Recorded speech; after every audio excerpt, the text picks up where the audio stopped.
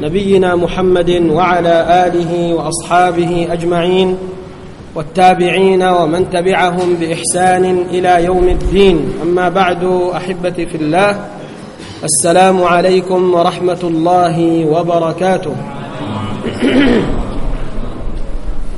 لا زلنا نتذاكر حالة الناس قبل بعثة النبي الكريم عليه الصلاة والسلام، وهذه المذاكرة ستجعلنا نعلم النعمة الكبرى التي أنعم الله تبارك وتعالى بها على الناس.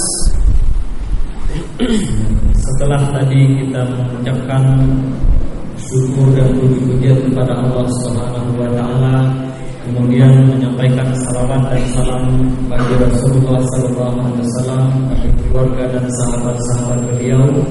Kemudian Syekh Utsman tadi mengucapkan salam kepada kita bersama dan telah pula kita jawab. Berikutnya jemaah saudara-saudara yang saya cintai karena Allah, pada malam hari ini kita masih membicarakan dan membahas kondisi manusia, kondisi umat sebelum kedatangan Islam. Dan dengan membahas masalah ini, mengetahui kondisi umat, kondisi manusia sebelum kedatangan Islam, maka insyaAllah kita akan merasakan betapa besar nikmat Islam, nikmat iman yang dianugerahkan Allah kepada kita semua.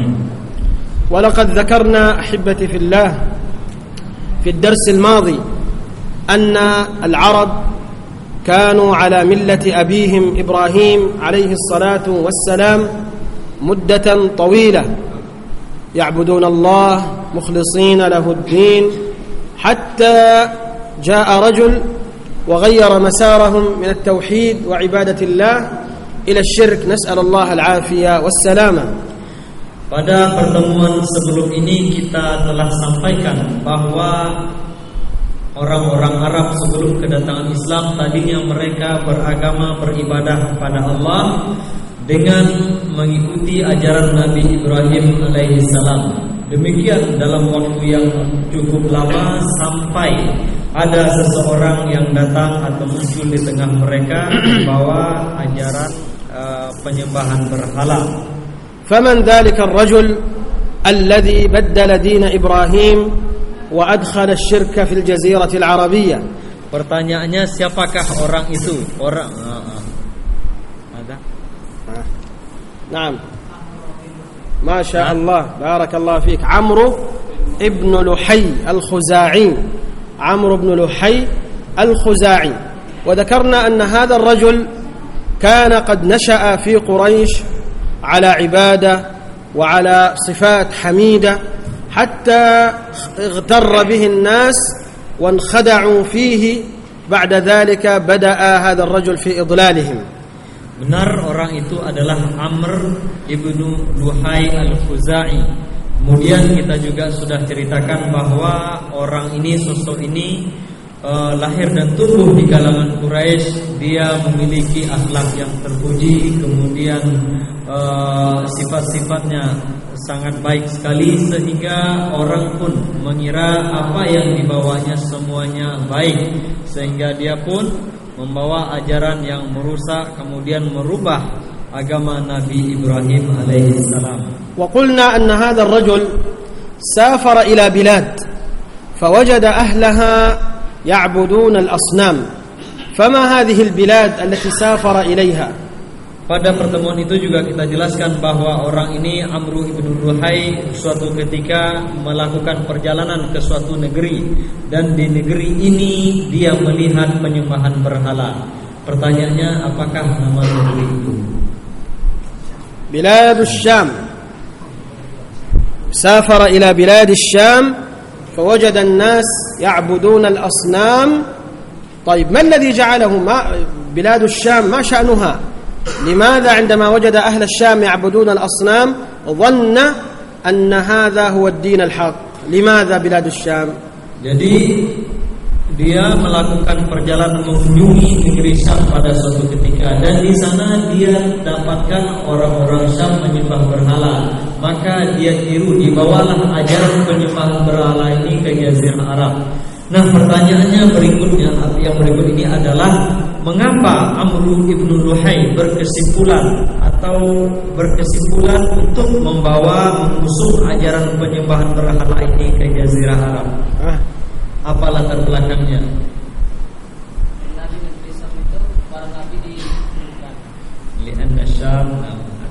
نعم الشام بلاد الأنبياء ونزلت فيها الكتب السماوية المقدسة لذلك ظن هذا الرجل أن هذه البلاد أهلها لا يمكن أن يقعوا في الخطأ فحمل منهم هذا الشرك والعياذ بالله. Jadi memang demikian, karena Amr ibn Luhai mengira, berkesimpulan orang-orang Syam ini adalah, negeri Syam ini adalah tempat diutusnya para nabi, diturunkannya kitab-kitab suci oleh Allah Subhanahu wa taala. Dia berkesimpulan bahwa apa yang dilakukan oleh penduduk Syam ini pasti benar semuanya. Sehingga menurutnya penyembahan berhala ini juga suatu yang benar, yang patut ditiru. من أجل ذلك أحبتي في الله هنا ينبغي لنا أن ننتبه. ليس معنى أي بلد مشهورة بالخير والصلاح أن كل ما فيها حق وكل ما فيها صحيح.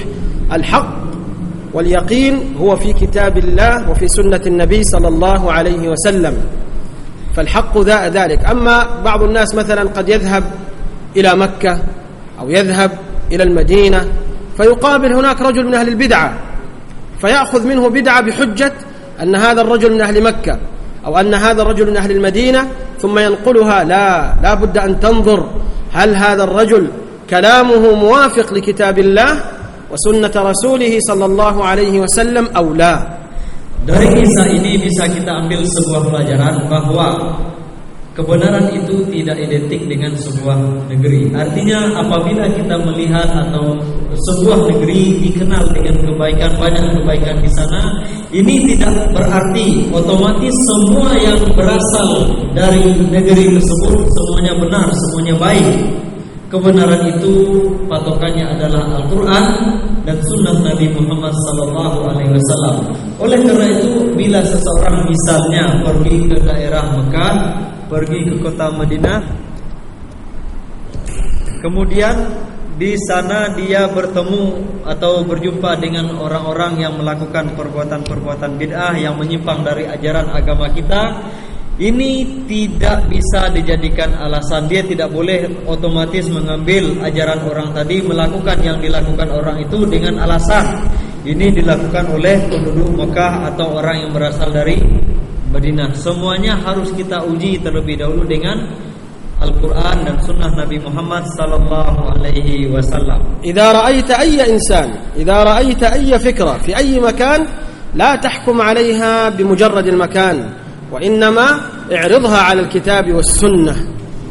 Jadi jika kita melihat sebuah perbuatan di suatu tempat atau di suatu negeri, kita jangan tergesa-gesa menghukuminya berdasarkan tempat di mana perbuatan itu dilaksanakan. Kita tidak langsung mengambil kesimpulan wah ini benar karena tempatnya, karena negeri yang menjadi tempat perbuatan itu dilakukan. Tetapi kita uji selalu dengan Al-Quran dan Sunnah Nabi Muhammad sallallahu alaihi wasallam.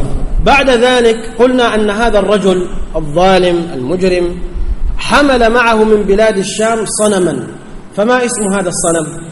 Kemudian pada pertemuan itu juga kita sebutkan bahwa orang ini Amr bin Luhai membawa sebuah berhala dari negeri Syam. Pertanyaannya, apakah nama berhala itu? Hubal بالهاء هبل. طيب نعم، كان حمل معه صنم اسمه هبل. هذا هبل كان على أي شكل؟ Nah, nama berhala ini Hubal. Nah, gimana bentuk rupa Hubal ini? Bagaimana rupanya? مدور، مثلث، مربع، مستطيل. Nah, gini. Lah, bentuknya bagaimana? Apakah bulat, segitiga, segi empat, segi panjang, atau gimana? Panjang. ماذا؟ على شكل قمر. لا، kan mislu qura. لا، من يذكر؟ طويل. نعم طويل، لكن على شكل ماذا؟ Iya betul, panjang, tapi bentuknya bentuk apa gitu? على صورة ماذا؟ لا ليس حيوان. ها؟ مكاnan إطعام. لا مانوسيا. نعم بارك الله فيك. كان على شكل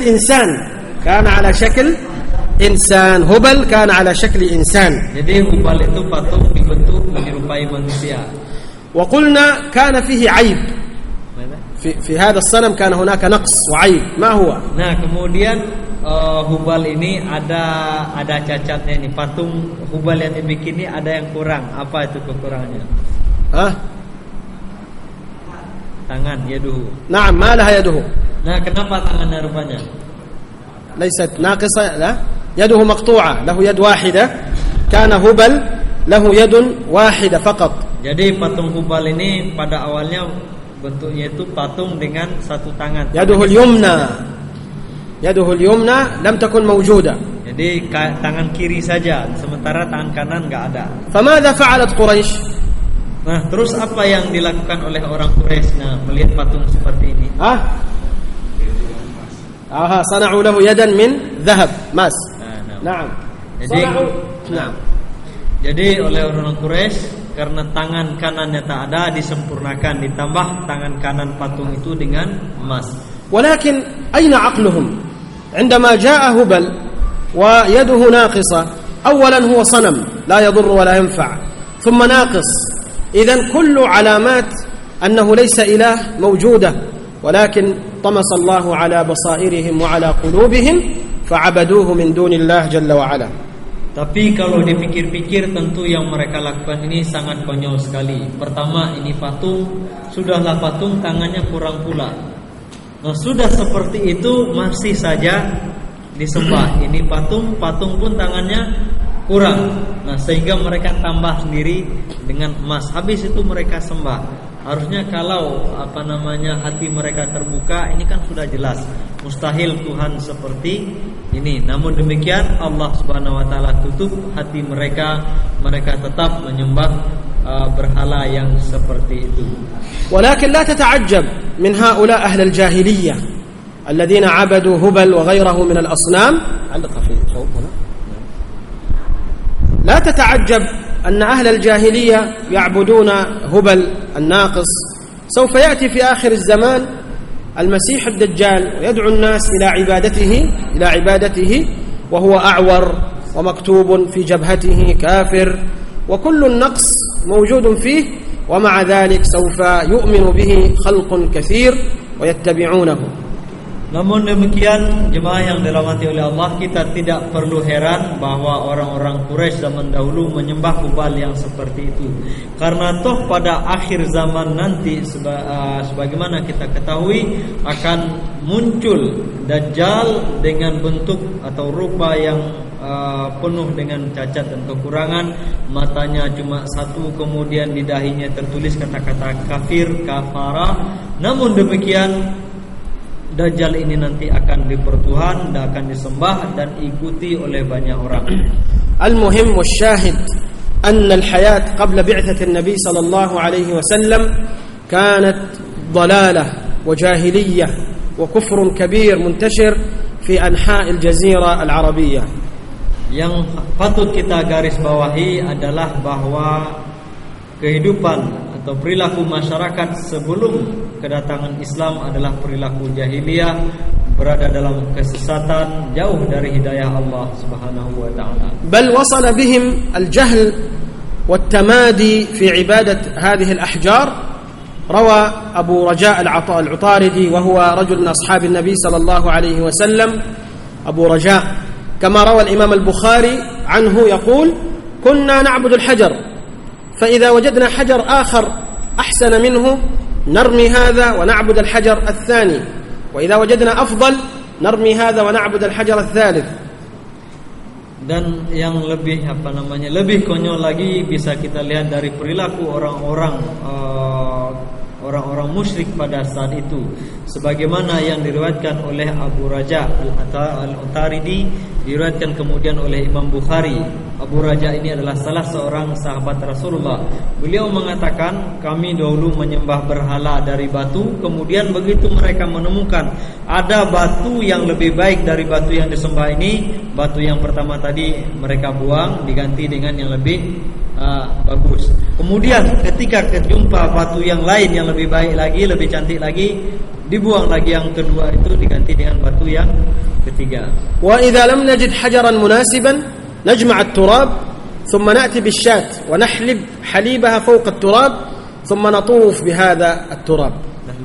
الحليب فوق هذا التراب ثم يطوفون حول هذا التراب، يجمعون التراب ثم يأتون بالشاة ويحلبون حليبها فوق هذا التراب ثم يطوفون.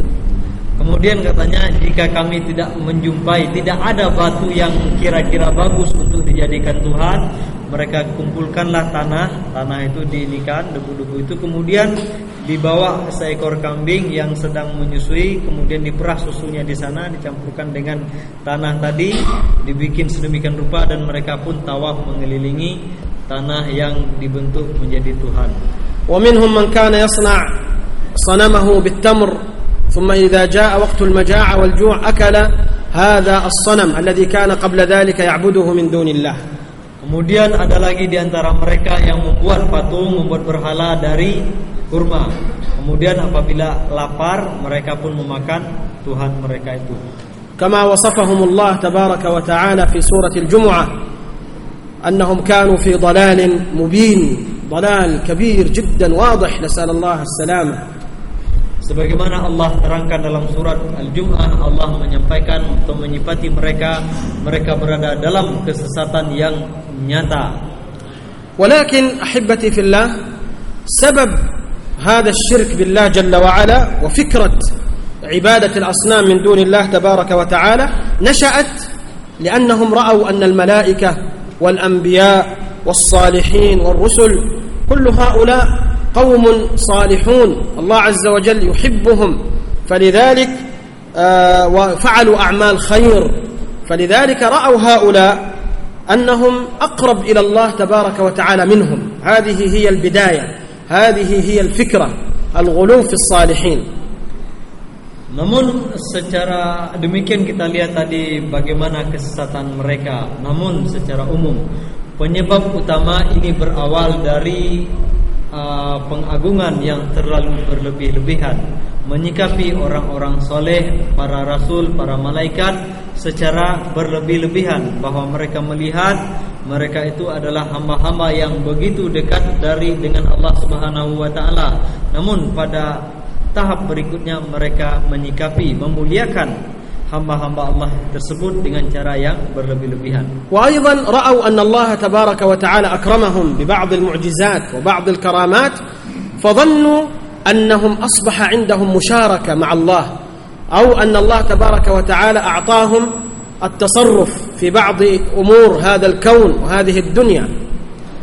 Nah, dari kemudian hal lainnya mereka juga menyaksikan dan mengetahui bahwa hamba-hamba tertentu seperti para nabi misalnya diberi anugerah oleh Allah berupa mukjizat, kelebihan-kelebihan atau kejadian luar biasa, sehingga pada akhirnya ada di antara mereka yang mengira, yang menyangka bahwa para nabi tersebut memiliki kelebihan-kelebihan yang hanya dimiliki oleh Allah, oleh Tuhan, bahwa Allah memberikan hak kepada mereka untuk melaksanakan tugas-tugas ketuhanan, sehingga akhirnya mereka pun menyembah nabi-nabi tersebut. ولا تظنوا أحبتي في الله أن هذا التصور وهذا الفكر أنه قد انتهى، لا زال في هذا الزمان موجود من يظن أن الأولياء والصالحين الله عز وجل أعطاهم قدرة وأعطاهم مشاركة في هذا الكون. Nah, kita pun jangan menyangka bahwa dengan kedatangan Islam otomatis pemikiran-pemikiran seperti itu hilang sama sekali. Nyatanya tidak demikian. Sampai sekarang tetap ada orang-orang yang berpandangan atau bersikap seperti itu. انظروا ما يحدث في هذا الزمان عند بعض الناس، يظن أن الأولياء عندهم تصرف وعندهم قدرة أنهم يفعلون أشياء ويشاركون الله. اسمعوا هذه الرواية: يقولون هذه امرأة مات ابنها فذهبت إلى الإمام الجنيد تبكي تقول ابني قد مات وتريد منه المساعدة. فالجنيد طار حتى وجد ملك الموت قد جمع الأرواح التي قبضها في ذلك اليوم، ثم قال له قف إنك قبضت روح ابن امرأة جاءت وتستغيث بي، أعد إليها روح ابنها. قال له لا أدري، الأرواح كثيرة. عند ذلك أخذ الجنيد هذه الأرواح وعادت إلى الذين ماتوا فرجعوا للحياة من جديد. Jadi pemikiran-pemikiran dan keyakinan menyimpang seperti itu masih ada sampai setelah kedatangan Islam. Dan banyak riwayat-riwayat yang aneh-aneh diriwayatkan tentang hal ini. Seperti yang beliau sampaikan tadi, diriwayatkan bahwa ada seorang wanita kematian anaknya meninggal, kemudian dia menangis sangat sedih sekali menemui Imam Junaid. Kemudian dia mengadukan perihal itu. Kemudian menurut riwayat ini Imam Junaid kemudian terbang ke langit menemui malaikat maut, mengatakan atau meminta agar roh si anak yang telah dicabut tadi dikembalikan. Tapi malaikat maut sendiri tidak tahu yang mana rohnya, karena banyak sudah orang yang dicabut nyawanya pada hari itu. Kemudian Imam Junaid mencari roh anak itu dan dikembalikan lagi kepada jasadnya dan hidup kembali. Ini sebuah riwayat. وحدثني بعض الناس أيضا أنه إذا كان هناك بركان يريد أن ينفجر أن بعض الجهلاء يذهب ويتقرب إلى ولي قبره هناك حتى لا يثور هذا الجبل. Kemudian ada juga riwayat yang saya dengar, kisah cerita yang saya dengar bahwa jika ada gunung mau meletus, sudah mulai nampak keluar asap segala macamnya, maka orang-orang pun datang menemui juru kunci makam tertentu, kemudian meminta kepada orang yang sudah dikubur melakukan berbagai macam hal sehingga gunung tadi tidak jadi meletus. فالشرك موجود فيحتاج إلى المحاربة وإلى الجهود حتى يزول أو تزول مظاهر الشرك، نسأل الله العافية والسلامة. Jadi kesyirikan itu terus saja berlanjut, fenomena kesyirikan tidak hilang begitu saja, terus berlanjut. Hal ini membutuhkan kerja keras kita semua, usaha kita bersama untuk memerangi hal ini sehingga kesyirikan-kesyirikan itu bisa diminimalisir. إذن هؤلاء المشركون ظنوا أن هؤلاء الأولياء لهم منزلة عند الله تبارك وتعالى عظيمة، إذن نجعلهم واسطة، لا ينبغي أن نطلب حاجتنا مباشرة من الله جل وعلا، لا بد أن نمر بهؤلاء ويكون هؤلاء شفعاؤنا عند الله عز وجل. Nah, jadi kembali kepada orang-orang musyrik jahiliyah tadi, mereka akhirnya berkesimpulan bahwa orang-orang saleh tersebut, para nabi tersebut, karena mereka memiliki kedudukan yang istimewa di sisi Allah, maka kita harus menjadikan mereka sebagai perantara. Kita jika ingin berhubungan dengan Allah atau meminta sesuatu kepada Allah, harus melalui perantaraan mereka-mereka itu.